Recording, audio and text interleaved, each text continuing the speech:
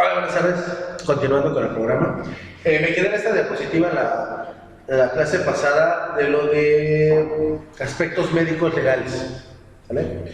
Ya habíamos hablado de lo que era negligencia, los problemas en los que nos podríamos meter si no hacemos un trabajo como cual. Entonces, nos quedamos en lo que era las colisiones de ambulancia causan lesiones y pueden dar lugar a demandas legales. Esta es una de las situaciones muy comunes cuando no se toman las debidas precauciones al conducir un vehículo de emergencia. Y a pesar de que la ambulancia se considera un vehículo de emergencia y trae luces y sirena, pues no estamos exentos a estar sobre la ley. ¿Qué quiere decir esto? Que tenemos que respetar cruces peatonales, tenemos que respetar semáforos, tenemos que respetar preferencias viales. No porque traiga una ambulancia quiere decir que me puedo meter en sentido contrario, volarme topes, volarme escuelas, volarme nada de eso, ¿no? También tenemos que manejar muy preventivo, de manera preventiva para evitar colisiones o incidentes, ¿no? Entonces, aquí en este caso pues vemos una ambulancia volteada. Entonces, no sabemos si fue falta de pericia, si fue culpa de otro vehículo. Sin embargo, los ocupantes sí nos pueden demandar, ¿no? Si fue nuestra culpa o algo. Y también intervienen peritos, y no el hecho de que seamos de la Cruz Roja no quiere decir que nos van a perdonar todo. El deber actuar, obligación para proporcionar atención a un paciente. Acuérdense que no podemos abandonar lo que platicábamos la vez pasada.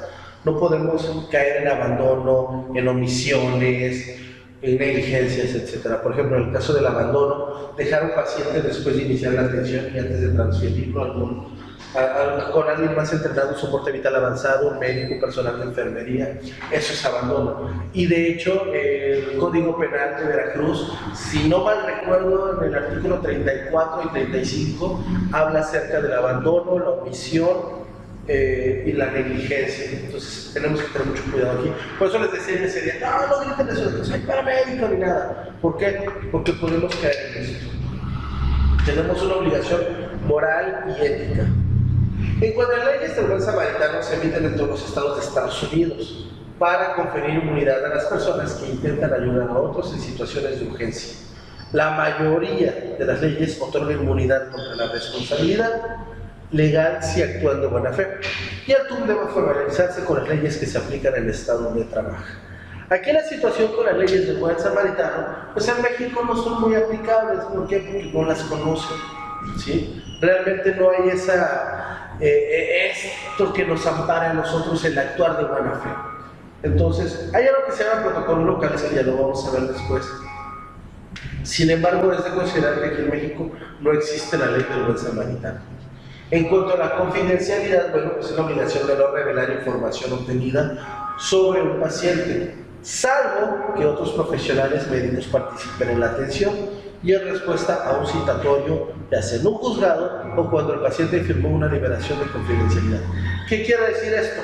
Bueno, en este tenor, ¿qué quiere decir? Que yo no le puedo dar información a nadie que me solicite, ¿sí? Si vienen de la prensa, de la opinión, vanguardia, oye, pásame los datos, yo no se los puedo dar. ¿Por qué? Porque hay un acuerdo de confidencialidad. Yo no le puedo dar información a nadie de mi paciente, excepto a otros médicos. Por ejemplo, en el caso cuando llegue el caso de un choque o algo, luego llega el doctor legista y te dice, oye, ¿cómo ves al chavo alguna lesión? ¿Cuál es su nombre?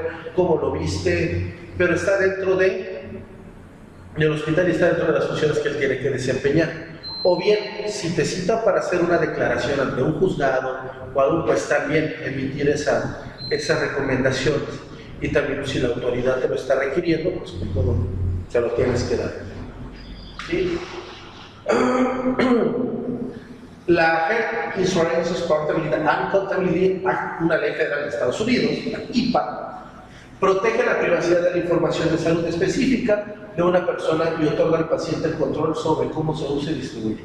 Aquí en México no existe la IPA, pero sí hay una ley que protege los datos personales, ¿sí? La confidencialidad del paciente. Sí la tenemos, no es la IPA, pero sí tenemos nuestra ley que nos protege. Y también nos pueden demandar y también nos pueden meter al bote por eso. En caso de calumnia, información injuriosa, falsa, en forma escrita, cuando se llena el fraude hay que tener mucho cuidado de lo que se llena y cómo se llena.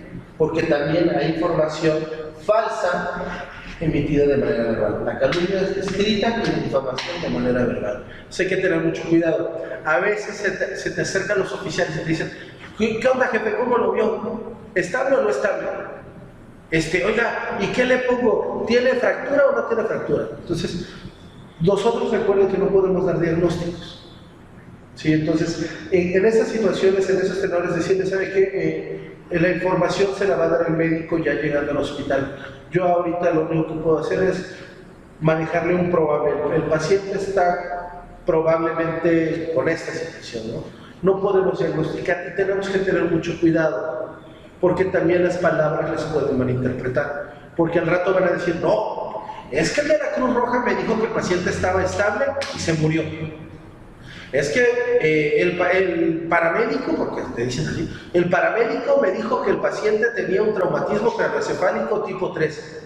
Chingue, pues, ¿cómo diagnosticaste eso, no? O es que el paramédico me dijo que tenía una eclampsia, una preeclampsia. No, o que es que me dijo que traía una fractura. No, tenemos que tener mucho cuidado con lo que decimos y cómo lo decimos. Por eso hay veces que hasta se enojan con nosotros las autoridades porque no les decimos qué realmente es lo que tienen. ¿Por qué? Porque pues, nosotros no diagnosticamos en ese momento. Les podemos dar probables, sin embargo lo ideal y lo recomendable es que ustedes se les digan, diríjase con el médico al hospital que lo voy a llevar para que les dé el diagnóstico que tiene. ¿Vale? El TUM puede ser llamado a atestiguar en la corte de distintas situaciones legales. Hay que tener mucho cuidado en estas situaciones, les decía, porque al momento de que se llegan los FRAPs, tener mucho cuidado con lo que escribes, con lo que dices, que concuerden. Porque ha pasado que los mandan a traer 2 años después de que ocurrió algo y no se acuerdan. Y luego las personas escriben de una forma o la forma de escribir no es la correcta o no se les entiende la letra, ¿no? Entonces, decir que concuerde lo que yo digo con lo que está escrito. En cuanto a las enfermedades cardíacas, alergias, diabetes, epilepsia, que son dispositivos de identificación médica en las situaciones especiales, podemos encontrar esto, lo que yo les comentaba. Alertas médicas, hay algunos que se tatúan sus alergias o ¿cómo se llaman? Sus alertas médicas, o bien, ahorita lo de hoy es que se tatúen o se pongan sus códigos QR o sus códigos de barras, ¿sí? Para sus alertas médicas. En cuanto a los donadores de órganos, es una persona que firma un documento legal según el cual permite una donación de órganos y tejidos en caso de muerte. Si bien tenemos que fomentar mucho la donación de órganos, también hay que ver qué tan viable es donar los órganos donde yo esté. Por ejemplo, aquí, pues, ¿cómo le vamos a hacer, no? Porque muchas veces tardan mucho el tiempo. Sin embargo, es necesario revisar esos documentos. ¿Sí? Este es el formato oficial para manifestar el consentimiento expreso para donar órganos, tejidos y células después de la muerte. Pueden estar solicitados en los hospitales o en las dependencias autorizadas. En cuanto a la ley de refugio seguro, que permite a una persona dejar a un lactante o niño en una estación de policía, bomberos o servicio médico de urgencias, o entregar el lactante o niño a cualquier persona de seguridad o urgencia. La intención de la ley es proteger a los niños que de otra manera serían abandonados o dañados. Recordemos que muchas leyes de estas están apegadas a Estados Unidos. Tendríamos que ver los códigos penales y códigos civiles que se manejan en el estado o en el municipio, ya que, por supuesto, si una madre va y deja al niño en una estación de la policía, pues no la van a dejar que se vaya.